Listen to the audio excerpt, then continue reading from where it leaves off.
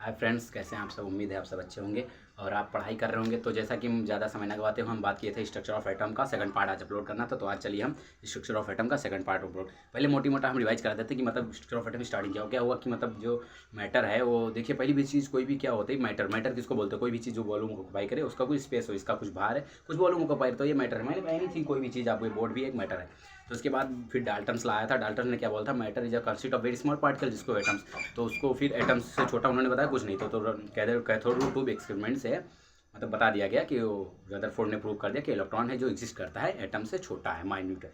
फिर उसके बाद आया फिर नोट रेज आया, फिर इलेक्ट्रॉन पे चार्ज आया। फिर इलेक्ट्रॉन पे चार्ज मिल्कन ड्रॉप आयर एक्सपेरिमेंट से इंपॉर्टेंट है। मिल्कन ड्रॉप आयर एक्सपेरिमेंट से चार्ज उस पर पता चला। उसके बाद चार्ज होता है क्यू बराबर एन डी, जो एन जो है इंटीग्रल मल्टीपल पे होना चाहिए। इलेक्ट्रॉन का चार्ज एन यहाँ पे इंटीग्रल मल्टीपल में यह है। उसके बाद फिर प्लम पुडिंग मॉडल आया। एटॉमिक मतलब न्यूट्रॉन की खोज की गई चैडविक की। उसमें क्या किया था?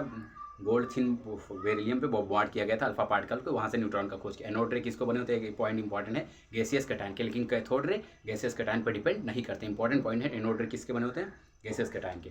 कैथोड रे डिपेंड नहीं करता, मतलब कहीं से भी इलेक्ट्रॉन निकालो सेम ही होगा। उसके बाद फिर ये हो गया। फिर मैक्सवेल वेव। उसके बाद फिर रदरफोर्ड मॉडल आया। रदरफोर्ड मॉडल में मतलब वाटर प्लिंग मॉडल वो बताए थे कि उनके पूरा पॉजिटिव चार्ज स्फीयर में होता है, वहाँ पे इलेक्ट्रॉन वाटर प्लिंग मॉडल मतलब जैसे बीज में दाने धसे होते हैं तो इलेक्ट्रॉन भी होता है। तो ये केवल न्यूट्रलिटी को एक्सप्लेन कर रहा था और कुछ एक्सप्लेन नहीं कर रहा था। उसके बाद रदरफोर्ड मॉडल आया। रदरफोर्ड मॉडल में क्या हुआ था कि मतलब उन्होंने एक अल्फा पार्टिकल को फॉर्म किया गोल्ड थिन फॉइल लगा के, मतलब सब कुछ करके वहाँ पे क्या किया कि बहुत सारे अल्फा पार्टिकल डायरेक्टली पास हो जा रहे थे। तो वहाँ से मतलब टकराए और कुछ थे वेरी स्मॉल एंगल पे डाइवर्ट हो जा रहे थे, और कुछ क्या मतलब 20,000 में से एक को जो है डायरेक्ट रिफ्लेक्ट बैक आ जाए थे। तो उसमें ये डिसाइड हुआ रदरफोर्ड मॉडल से कि होल पॉजिटिव चार्ज में एक पॉइंट बीच में पूरा पॉजिटिव चार्ज कंसनट्रेट है, उसको न्यूक्लियस बताया। तो न्यूक्लियस की डिस्कवर रदरफोर्ड ने किया था यहाँ से। और उसके बाद फिर वो मतलब फिर रदरफोर्ड ने भी यही बोला था कि मतलब जो रदरफोर्ड ने बोला था कि जो मतलब जैसे ये पॉजिटिव चार्ज यहाँ पे आपका ये न्यूक्लियस है, इसके बगैर इलेक्ट्रॉन जो है वो फिक्स ऑर्बिटल में घूम रहा है। तो इस फिक्स ऑर्बिटल पाथ पे घूम रहा है। तो ये मैक्सवेल वेव थ्योरी से रिजेक्ट कर दिया गया था। ये क्या हो गया था? रिजेक्ट हो गया था। ये रिजेक्ट हो गया था। फिर मैक्सवेल वेव थ्योरी क्या बोलती है कि मतलब कोई भी पॉजिटिव चार्ज अगर निगेटिव पॉजिटिव चार्ज के अराउंड नेगेटिव चार्ज सिलेक्ट करा है तो कंटिन्यूस एनर्जी लूज करेगा। तो उसके हिसाब से तो ये तो घूम के मतलब न्यूक्लियस में आ जाना चाहिए था। इसके हिसाब से मतलब ये रिजेक्ट हो गया था रदरफोर्ड का model. Rutherford model Maxwell wave आ गया था। उसके बाद क्या हुआ? मैक्सवेल वेव का मतलब ये केवल रदरफोर्ड मॉडल यहाँ पे इंटरफेस। उसके बाद इलेक्ट्रोमैग्नेटिक स्पेक्ट्रम। इलेक्ट्रोमैग्नेटिक स्पेक्ट्रम में आप सबको पता है कि जो इसका वेवलेंथ इंक्रीजिंग ऑर्डर पूछ लिया जाता है। गामा एक्स बीन माई रेंज, मतलब पहले होता है कि गामा रेज, फिर एक्स रे, फिर अल्ट्रा वायलेट रे, फिर विजुअल रे, फिर इंफ्रारेड, फिर माइक्रोवेव, फिर रेडियो वेव। उसमें ई बराबर एच म्यू वहाँ पे कांस्टेंट होता है। एच म्यू म्यू क्या है? सी बाई लेमडा। एनर्जी जो है एनर्जी आप पता ही होंगे, मतलब हम रिकैप करा रहे हैं। ये हो गया एनर्जी बराबर सी बाई लेमडा इलेक्ट्रोमैग्नेटिक स्पेक्ट्रम। उसके बाद फोटो इलेक्ट्रोमैग्नेटिक स्पेक्ट्रम केवल इंटरफ्रेंस नेचर को सपोर्ट कर रहा था, वेव नेचर को। और उसके बाद फोटो इलेक्ट्रिक इफेक्ट और ब्लैक बॉडी रेडिएशन को पार्टिकल मान के। तो फोटो इलेक्ट्रिक इफेक्ट में क्या हुआ था कि मान लीजिए यहाँ पे कोई भी मेटल लिया था, यहाँ पे ये मेटल लिया था, यहाँ पे इंसिडेंट लाइट को किया तो यहाँ से कुछ इलेक्ट्रॉन इजेक्ट कर रहे थे। तो इस मेटल में तो यहाँ से जो फार्मूला आया था एच म्यू बराबर work function plus kinetic energy, ये हो गया था आपका ये फोटो इलेक्ट्रिक इफेक्ट में। तो यहाँ पे क्या है? ये वर्क फंक्शन। इसका मतलब क्या है कि maximum energy required to eject electron. तो मतलब जो कंडीशन था फोटो इलेक्ट्रिक इफेक्ट के लिए जो कंडीशन था वो एच म्यू जो था वो ज़्यादा होना चाहिए वर्क फंक्शन। ये था कंडीशन। फोटो इलेक्ट्रिक इफेक्ट का ये क्या है? कंडीशन है। तो यहाँ तक हमने बात कर लिया था। अब आते हैं हम, ये हो गया था आपका पिछला पूरा हमने रिकैप करा दिया। अब हम आते हैं, बात करते हैं यहाँ पर bore model of an atom, जो कि यहाँ से बहुत इंपॉर्टेंट पार्ट है। बोर मॉडल ऑफ एटम से हर एक क्वेश्चन आ जाता है। तो यहाँ पे हम जैसा कि स्ट्रक्चर ऑफ एटम का सेकेंड पार्ट है, structure of atom part second. तो यहाँ पे हम बोर मॉडल की बात कर रहे हैं।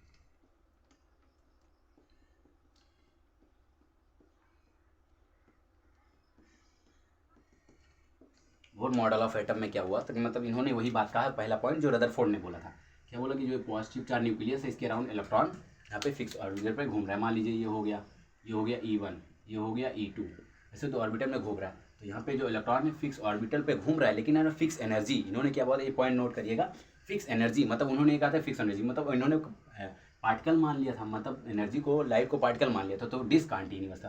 तो यहाँ पे जो ये हो गया था, तो यहाँ पे एनर्जी डिस्क्राइब होती जो इंसिडेंट लाइट है वो किसके E1 E2 माइनस E1 के डिस्क्राइब होती। तो यहाँ पे क्या बताया था इन्होंने, तो इनका जो फार्मूला यहाँ से निकल के आया वो था MBR बराबर NH, MBR बराबर NH बाई लेमडा।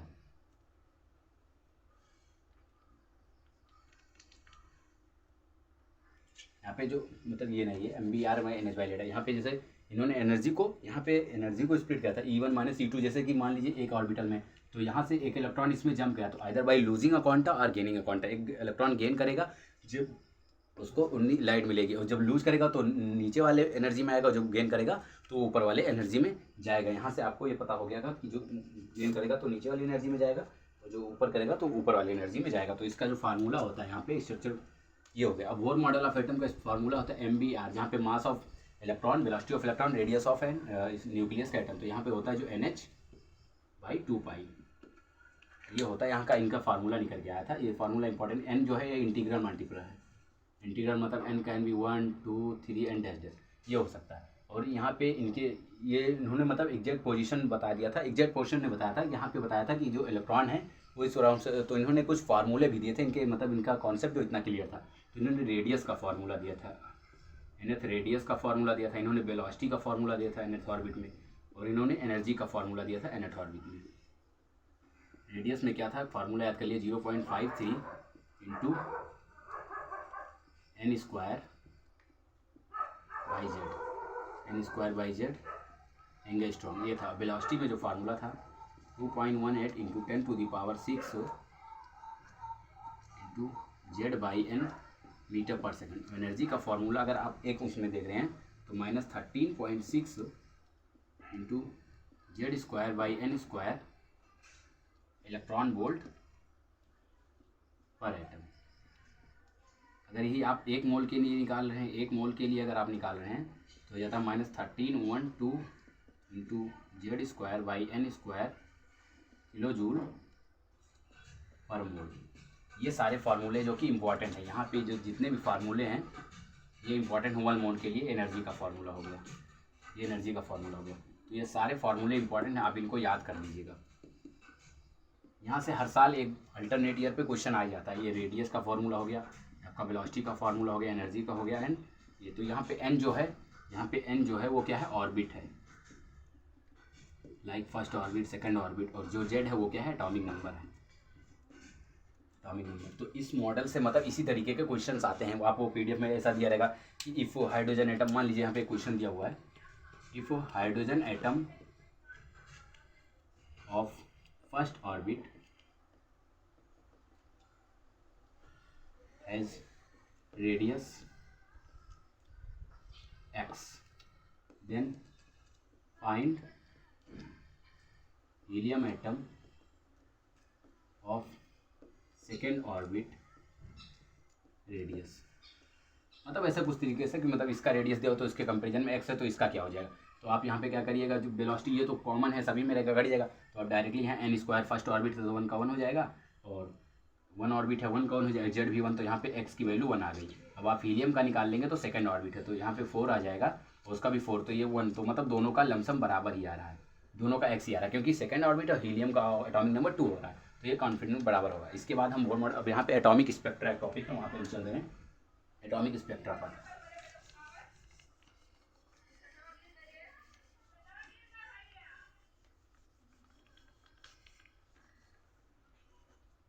अब आते हैं बात हम एटॉमिक स्पेक्ट्रा।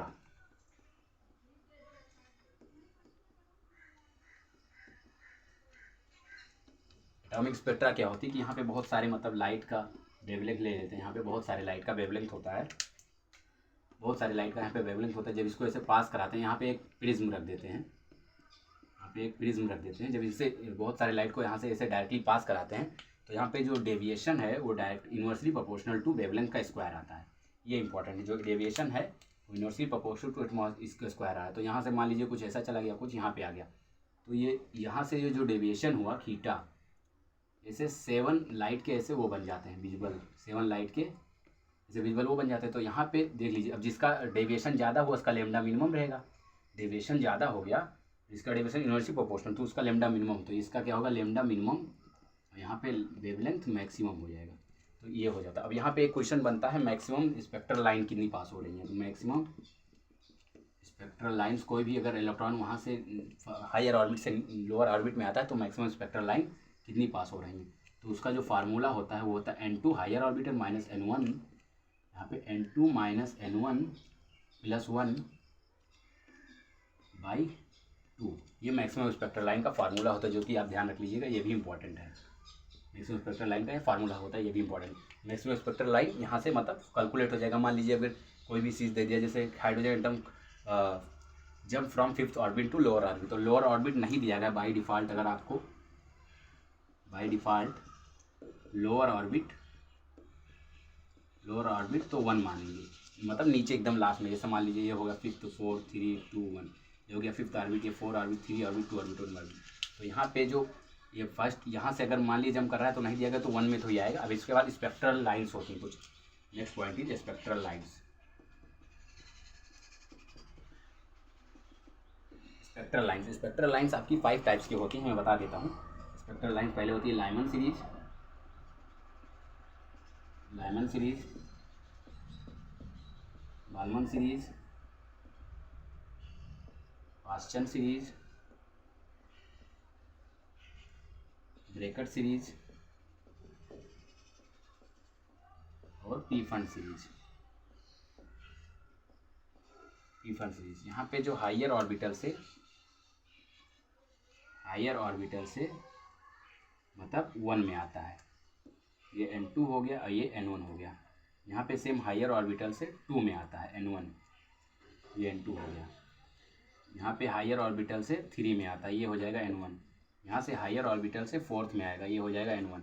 यहाँ से हायर ऑर्बिटल से 5th में आ जाएगा, ये हो गया n1। तो ये लाइमन सीरीज वाले को हम क्या बोलते हैं, ये होता है आपका लाइमन सीरीज जो होता है ये अल्ट्रा वायलेट लाइट होता है, यूवी रेज होती है।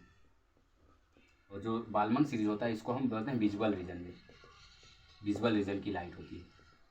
और इधर सब इंफ्रारेड रीजन की होती है, इंफ्रारेड रीजन की लाइट होती है। ये भी इंफ्रारेड रीजन, ये भी इंफ्रारेड रीजन। तो मान लीजिए कोई चीज़ अगर अभी वो एक क्वेश्चन यहाँ पे बन जाए ऐसे कि मतलब if hydrogen atom have come from higher orbit तो how many visual lines are possible, मतलब 5th ऑर्बिट से। अब जानेंगे यहाँ पे कि 5th ऑर्बिट से हाइड्रोजन एटम जो है 5th ऑर्बिट से कितनी विजुअल लाइन्स बन सकती हैं। तो विजुअल लाइन तो सेकंड वाले को विजुअल लाइन बोलते हैं। तो यहाँ से 5th में से आपका ये डायरेक्ट 3rd में आ जाएगा, या फिर 4th से आपका 2 में आ जाएगा, 3rd से। तो विजुअल लाइन जो है वो 2 विजुअल लाइन, यहाँ पे 3 लाइन बन रही है। तो आपकी कितनी बन रही है विजुअल लाइन, 3 लाइन बन रही है विजुअल लाइन। तो यहाँ पे विजुअल लाइन ये क्लियर हो जाएगा आपका। यहाँ से ये हो गया स्पेक्ट्रल हो गया, स्पेक्ट्रल लाइन्स हो गया। अब यहाँ पे हम डुअल नेचर की बात कर रहे हैं।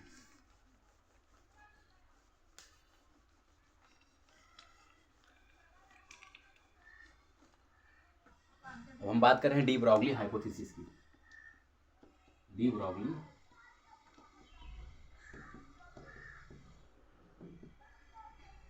हाइपोथेसिस। तो डी ब्रॉगली हाइपोथेसिस ने बताया इलेक्ट्रॉन हैज डुअल नेचर। क्या बताया इन्होंने, इलेक्ट्रॉन हैज डुअल नेचर। इन्होंने बताया कि इलेक्ट्रॉन के जो है वो डुअल नेचर एग्जिस्ट करते हैं। यहाँ पे इन्होंने इलेक्ट्रॉन का मतलब बता दिया कि डुअल नेचर एग्जिस्ट कर रहा है, वो वेव की तरह बिहेव कर रहा है, as a wave and as a particle. Photo electric effect में क्वांटम आने थे तो वो पार्टिकल की नेचर एक्सप्लेन किया था। वेव को जो एक्सप्लेन कर रहा है वो इंटरफेरेंस नेचर एक्सप्लेन कर रहा है, इंटरफेरेंस नेचर एक्सप्लेन कर रहा है। जो पार्टिकल को एक्सचेंज कर रहा है, ब्लैक बॉडी रेडिएशन एक्सप्लेन कर रहा है, ब्लैक बॉडी रेडिएशन और photo electric effect,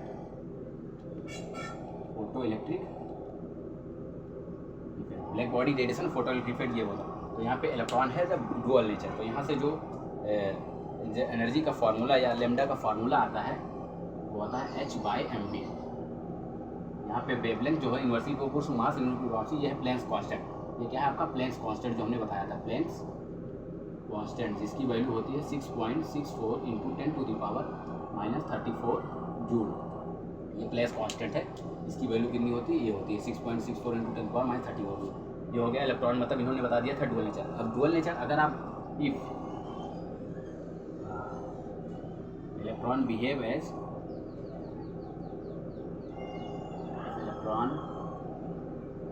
as particle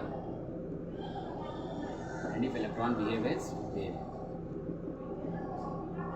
जब अगर पार्टिकल की तरह बिहेव कर रहा है तो एनर्जी जो होगी वो आपकी क्या होगी, एनर्जी बराबर mc² होगा। अगर आपका वेव की तरह बिहेव कर रहा है तो hc/λ, या इसको h म्यू भी आप बोल सकते हैं, क्यों, क्योंकि म्यू बराबर c/λ होगा। ये आप यहाँ से कर सकते हैं। तो ये हो गया आपका डी ब्रॉगली हाइपोथेसिस। अब इसके बाद क्या, हाइजेनबर्ग अनसर्टेनिटी प्रिंसिपल। तो हाइजेनबर्ग अनसर्टेनिटी प्रिंसिपल में क्या हुआ था, हाइजेनबर्ग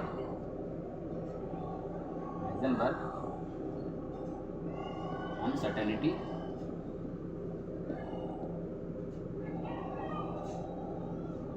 हाइजेनबर्ग अनसर्टेनिटी प्रिंसिपल में क्या था, इन्होंने बताया कि जो क्या है ना कि आप वेलोसिटी और पोजीशन का एग्जैक्ट टाइम सिमल्टेनियस नहीं हुआ है, इट डिटरमाइन दैट, यहाँ पे आप लिख लीजिएगा, determine that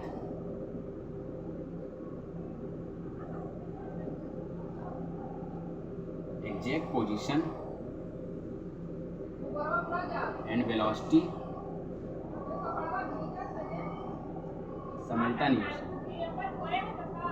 simultaneously it determine that exact position and velocity simultaneously describe for subatomic particles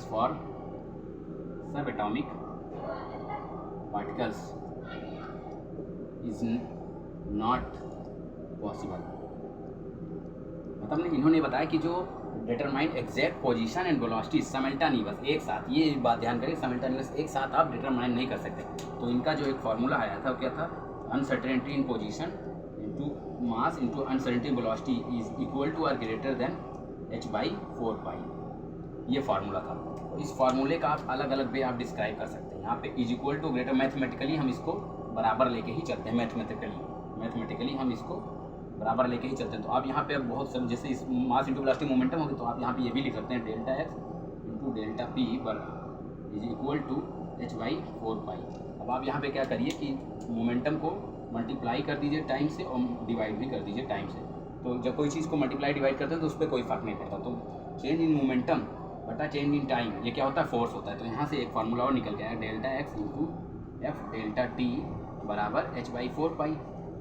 यहाँ पे फोर्स इंटू डिस्प्लेसमेंट एनर्जी होती है, तो यहाँ से आप ये भी निकाल सकते हैं कि delta x into delta E into delta T बराबर h/4π, ये आप निकाल सकते हैं। यहाँ से एनर्जी होती है डेल्टा h/डेल्टा टी या फिर 4π एनर्जी होती है।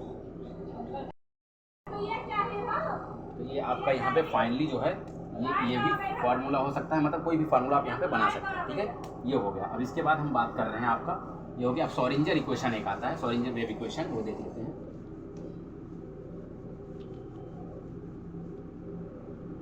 एक चीज होती है साई, ये क्या है, ये वेव फंक्शन है। क्या है, wave function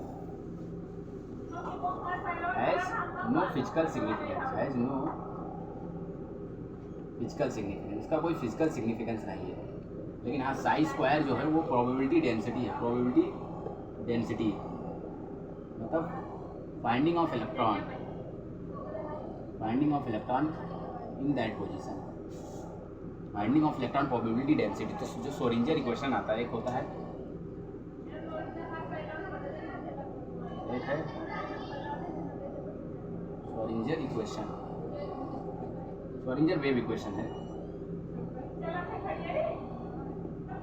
Schrodinger wave equation है। ये इसमें क्या है कि मतलब जो ये इक्वेशन, मतलब इसे ध्यान दीजिए, मतलब उतना जेई के लिए इंपॉर्टेंट, केवल इसका इक्वेशन आप ध्यान रख सकते हैं।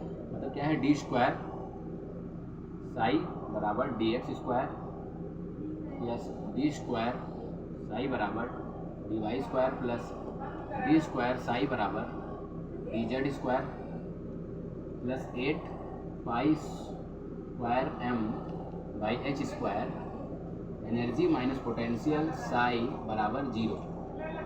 तो यहाँ पे ये आपका एनर्जी है, ये एनर्जी है, ये पोटेंशियल है। ये इक्वेशन आप केवल ऐसे देख लीजिएगा, इतना इक्वेशन उतना इंपॉर्टेंट नहीं। श्रोडिंगर इक्वेशन हो गया। इसके बाद अब आते हैं wave mechanical model, wave mechanical model of an atom.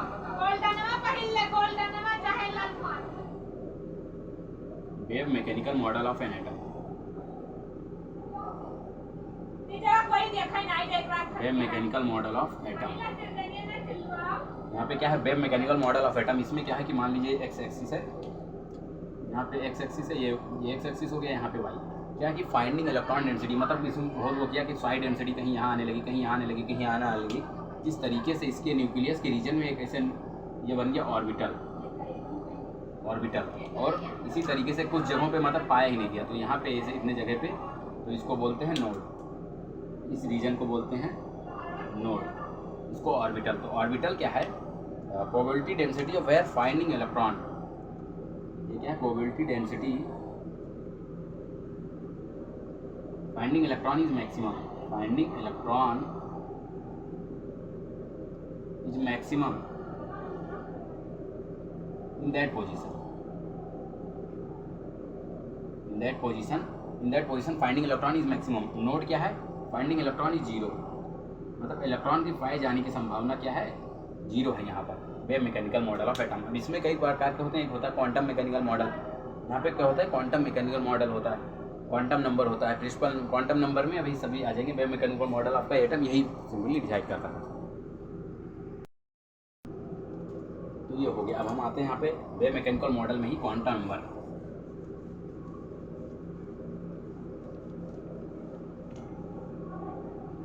यहाँ पे हम क्वांटम नंबर की बात कर रहे हैं।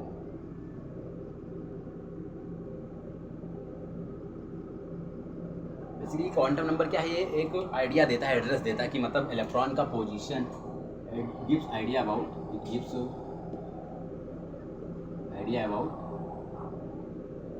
Position, velocity, momentum, spin off an electron in an atom. Atom के अंदर मतलब पोजीशन, वेलोसिटी, इलेक्ट्रॉन इन सब का आइडिया देता है। तो इसमें आप 4 टाइप्स के होते हैं। एक होता है मतलब प्रिंसिपल क्वांटम नंबर,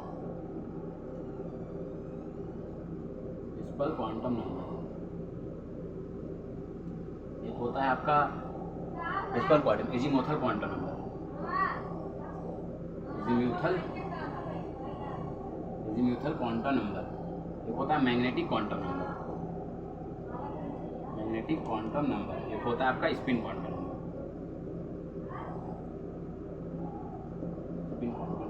तो प्रिंसिपल क्वांटम नंबर को n से डिनोट करते हैं, एजीमुथल क्वांटम नंबर को L से डिनोट करते हैं, मैग्नेटिक क्वांटम नंबर m से डिनोट करते हैं, इसको s से डिनोट करते हैं। प्रिंसिपल क्वांटम नंबर क्या होता है कि n की वैल्यू जैसे 1 2 3, इसको हम सेल बोलते हैं। ये हो गया n की वैल्यू। और एजीमुथल क्वांटम नंबर की जो वैल्यू होती है, जो L की वैल्यू होती है, वो 0 से लेके n-1 तक होती है, इसको हम बोलते हैं सबसेल। तो लाइट चली गई थी, थोड़ा दिक्कत हो रहा था, तो इसमें बीच में वीडियो रोकना पड़ा। प्रिंसिपल क्वांटम नंबर क्या होता है आपका? मान लीजिए प्रिंसिपल क्वांटम नंबर को हम यहाँ पे n की वैल्यू जो होती है इसको n बोलते हैं, एजीमुथल क्वांटम को L बोलते हैं, इसको n बोलते हैं, इसको m बोलते हैं, इसको s से डिनोट करते हैं। तो n की वैल्यू 1 2 3 कोई भी चीज़ होती है, इस चीज़ को बताती है, सेल को बताती है। L जो होता है, ये होता है मतलब जो L की वैल्यू है वो होती है 0 से लेके n-1 तक की वैल्यू, इसको बोलते हैं सबसेल। और m जो होता है ये बताता है -L से लेके +L तक, ये बताता है, इसको बोलते हैं ऑर्बिटल। s की वैल्यू 2 ही हो सकती है, -½ या फिर +½ 2 ही s की वैल्यू हो सकती है, इसको बोलते हैं सबसेल, इसको बोलते हैं ऑर्बिटल। तो इसमें इस तरीके का क्वेश्चन बनता है। क्वेश्चन हम आपको बता देते हैं, इसमें इस तरीके का क्वेश्चन बनेगा। यहाँ पे देख लीजिए, मान लीजिए आपको कोई भी चीज़ सेल होगा, मिल जाएगा सबसेल में, मिल जाएगा ऑर्बिटल, एंड फिर फाइनली इलेक्ट्रॉन मिलेगा। तो सबसेल, ऑर्बिटल एंड इलेक्ट्रॉन इस तरीके से होता है। तो यहाँ पे एक क्वेश्चन ऐसे बताया, which of the following is possible, which of the following quantum number is possible. यहाँ पे ऐसा क्वेश्चन बनता है। तो मान लीजिए यहाँ पे n हो गया, यहाँ पे L हो गया, यहाँ पे m हो गया, यहाँ पे s हो गया, A B C D इस तरीके से। मान लीजिए n को 2 दे दिया, यहाँ पे मान लीजिए n को 2 दे दिया, L भी 2 दे दिया, m 1 दे दिया, और इसको -½ दे दिया। यहाँ पे इसको 3 दे दिया, इसको 2 दे दिया, इसको 1 दे दिया, इसको -½ दे दिया। तो यहाँ पे इसको 3 कर दिया, 2 कर दिया, +½ कर दिया। फिर यहाँ पे इसको मान लीजिए 2 कर दिया, 3 कर दिया, 1 कर दिया, +½ कर दिया। तो इसमें से कौन सा पॉसिबल? अब आप ही देख लीजिए, मिला लीजिए यहाँ पे कि जैसे n जो होगा 1 2 3, तो n जो है L जो होगा 0 n-1। तो अब n इसमें किसमें बढ़ा? 3 में। फिर एल जो है 1 से घट रहा है तो फिर ये M1 भी पॉसिबल है, तो इसका ऑप्शन आंसर ये हो जाएगा, यहाँ पे इसका आंसर हो जाएगा। ये क्वांटम नंबर में सारे मतलब इंपॉर्टेंट, यहाँ से ऐसे क्वेश्चन पूछ लिए जाते हैं, इस तरीके के क्वेश्चन आते हैं, इंपॉर्टेंट है, इस तरीके के क्वेश्चन पूछे जाते हैं क्वांटम नंबर के, कौन सा पॉसिबल है NLM, ठीक है। इसके बाद हम बात कर रहे हैं, क्वांटम नंबर हो गया, इसके बाद हम बात कर रहे हैं आपका जो बच रहा है इलेक्ट्रॉनिक कॉन्फ़िगरेशन।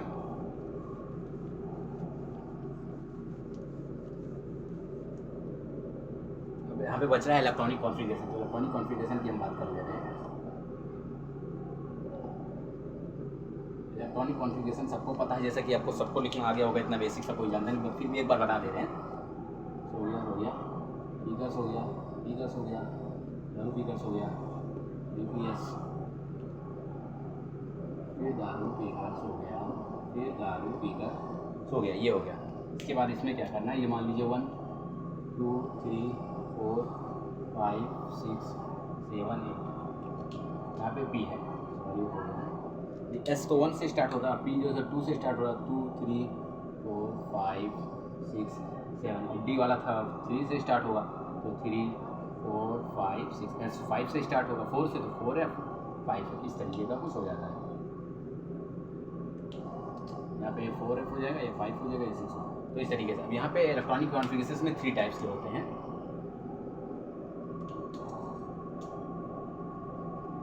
एक होता है aufbau principle, aufbau principle, aufbau principle, एक होता है Pauli's exclusion principle, Pauli's exclusion principle, एक होता है हंस रूल ऑफ मैक्सिमम मल्टीप्लिसिटी, एक होता है हंस रूल ऑफ मैक्सिमम मल्टीप्लिसिटी, ये होता है। अबाउ प्रिंसिपल में क्या होता है कि जिसकी मान लीजिए कि इसकी N+L रूल, N+L रूल होता है, एनर्जी के बारे में बात किया गया है, जैसे N+L, जिसका N+L ज़्यादा है उसकी एनर्जी ज़्यादा होगी। इफ़ एक कंडीशन, इफ़ N+L सेम हो गया तो क्या होगा, जब हुज N ग्रेटर, N+L से एनर्जी देखते हैं, अगर N+L सेम आ गया तो यहाँ पे N जिसका ग्रेटर उसकी एनर्जी ज़्यादा। और पाउलीज एक्सक्लूजन प्रिंसिपल क्या बोलता है कि यहाँ पे जो इलेक्ट्रॉन्स फिल किए जाएंगे, 1 ऑर्बिटल है maximum 2 electron, 1 orbital maximum 2 electron, that should be opposite spin, मतलब इसमें बनाया है that should be that opposite spin. 1 orbital में मैक्सिमम 2 इलेक्ट्रॉन हो सकते हैं, 1 ऑर्बिटल है maximum 2 electron, maximum 2 electron, opposite spin मान लीजिए यहाँ पे एक इस तरह है, तो इस तरह आप नहीं बढ़ सकते, यहाँ पे अपोजिट स्पिन के साथ मतलब इस तरीके से हो जाएगा, एक इस तरह तो एक इस तरीके से, एक इस तरीके, तो अपोजिट स्पिन के हिसाब से हो जाएगा। अब हंस रूल ऑफ मैक्सिमम मल्टीप्लिसिटी क्या बोलता है कि first you filled single single with same spin then opposite spin, यहाँ पे इसका हो जाएगा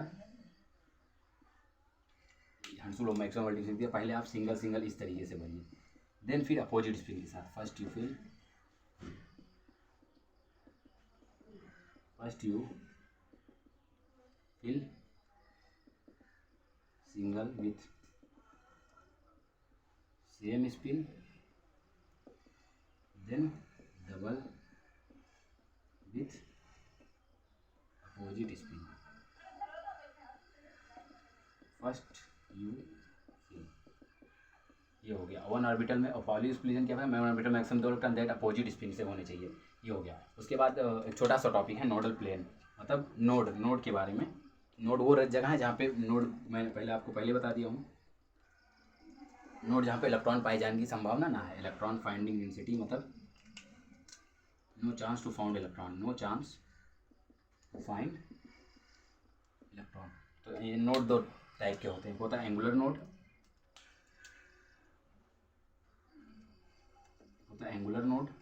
एक होता है रेडियल नोड, या इसको स्फेरिकल नोड भी बोलते हैं, एंगुलर नोड की वैल्यू जो होती है L के बराबर होती है।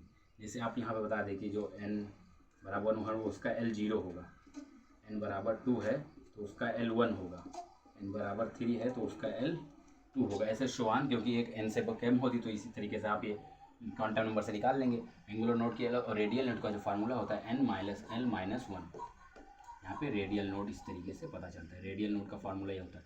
और एक होता है नोडल प्लेन,